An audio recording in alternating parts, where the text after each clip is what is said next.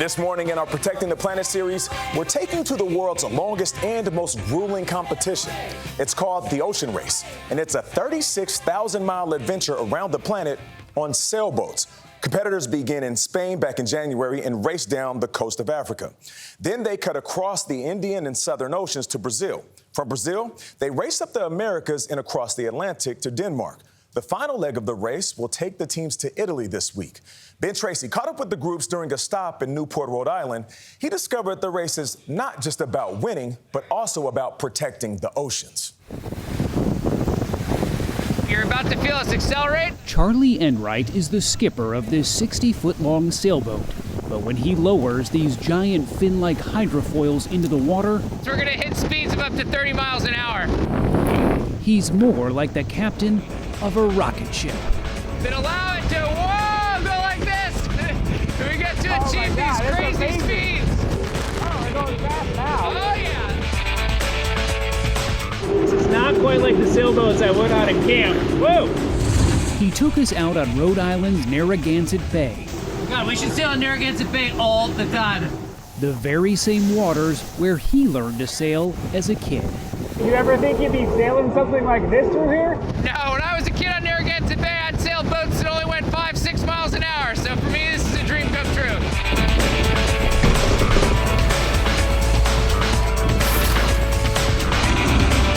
Enright is the leader of the 11th Hour Racing Team, the American entry in a 6-month, 36,000-mile race around the world. His crew of 5 works in 4-hour shifts, eating, sleeping, and sailing at speeds of up to 50 miles per hour. You're a sailor, but also like a survivalist. A little bit. You know, it's not like we have an issue out there we can just call AAA. And the main torque, massively rendered useless. Alone in the middle of the ocean, they've fixed it all, from torn sails We're just gonna put some staples and some ripstops in it. to busted rudders. And these survivalist sailors also have part-time jobs 9 degrees south. as citizen scientists. It's very hard to ride these boats. What was your reaction when they said, yeah, we want to put a bunch of scientific instruments on your boat? Great, as long as everybody else is carrying the science equipment. Each boat in the ocean race is outfitted with tools to gather data on how climate change is impacting the world's oceans. Oceans are rapidly warming from absorbing 90% of the excess heat created by our planet-warming greenhouse gas emissions. Ocean health is critical to human health as they provide 50% of the oxygen we breathe. We started the first science program within the sailing world. Lucy Hunt works on the race's science program. This is their ocean pack. She showed us the equipment on 11th Hour Racing's boat. So when the boat is going, there's a continuous flow of water through this system. These high-speed laboratories help measure everything from sea surface temperatures to oxygen and carbon dioxide levels. They have also detected microplastics in nearly every sample they've taken so far. The data is distributed to scientific organizations all around the world. And this will actually send all of the data off to the satellite in real time, 25,000 data points per day.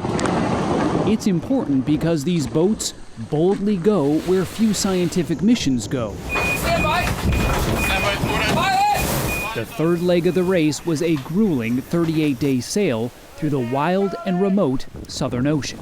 We actually passed a place called Point Nemo, which is the farthest you can possibly be on Earth from land. And then the closest people to you, other than your competitors when you're there, are actually the people in the International Space Station overhead. That just kind of boggles the mind. We are looking at the second of 2 NOAA drifter buoys. In the Southern Ocean, they deployed buoys provided by the U.S. government. 1, 2, 3.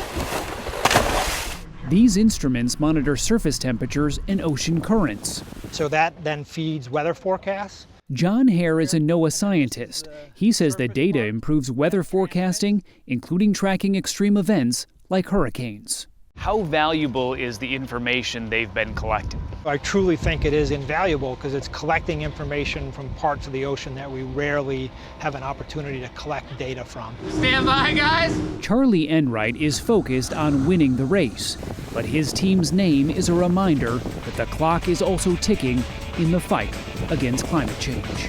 That's the important part, and that's what brings me joy, is actually, sinking our teeth into it, getting our hands dirty, trying to find answers to these complicated problems.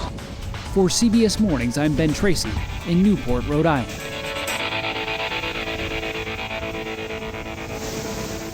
I do like a 3-hour tour. That's considerably longer than a 3-hour tour, but looks exciting nonetheless.